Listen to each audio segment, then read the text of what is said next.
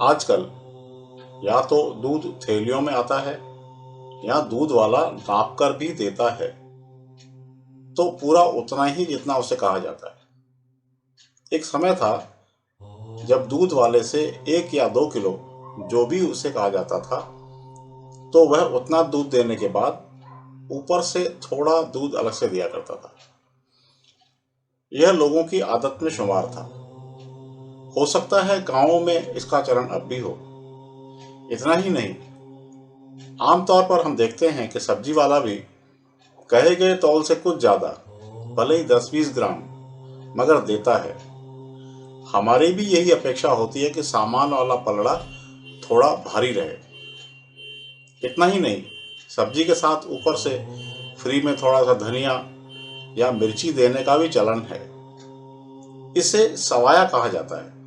असल में इसका मतलब इससे नहीं है कि हम मांगी गई वस्तु से कुछ ज्यादा की अपेक्षा करते हैं, अपितु इसका मतलब सवाय से है, जिसे कि शुभ माना जाता है।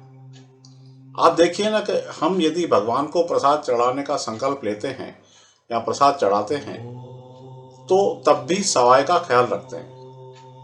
अब तो 25 पैसे अर्थात चवन्नी चालन से बाहर हो गई, मगर किसी जमाने में ₹1.25 या ₹11.25 चढ़ाए जाते थे। जब चवन्नी बंद हो गई, तो भी राउंड फिगर से ₹1 ज्यादा का चलन आया, 11, 21, 51। लेकिन चूंकि कई बार ₹1 का सिक्का जेब में नहीं होता, इस कारण गिफ्ट वाले ऐसे लिफाफे आ गए हैं जिनमें ₹1 पहले से चिपका होता है। मकसद सिर्फ यह है कि यदि हम उसमें ₹100 या ₹200 डालें तो ₹1 स्वतः जुड़ जाए।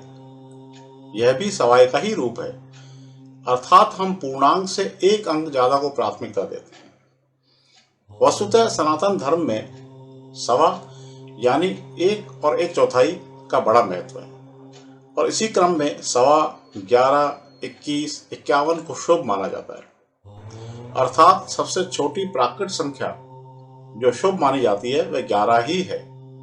इसी से जुड़े रोचक तथ्य हैं, जैसे अपोलो 11 चंद्रमा पर भेजा गया पहला मानव युक्त अंतरिक्ष यान था।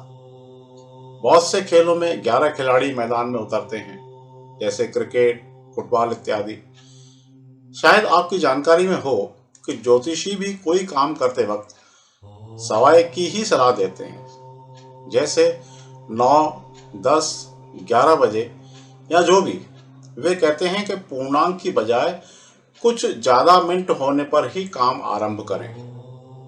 वे पौने से बचने की राय देते हैं, अर्थात 9:15, 9:45 या 11:15 बजे काम शुरू करने से बचने को कहते हैं, क्योंकि वह पूर्ण से कम है।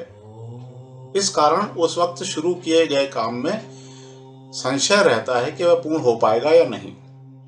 कुल मिलाकर यह स्थापित तथ्य है कि हमारे जीवन में सवाय का बड़ा महत्व है, लेकिन तथ्य स्थापित होने के पीछे कारण क्या है, इस बारे में स्पष्ट जानकारी उपलब्ध नहीं है।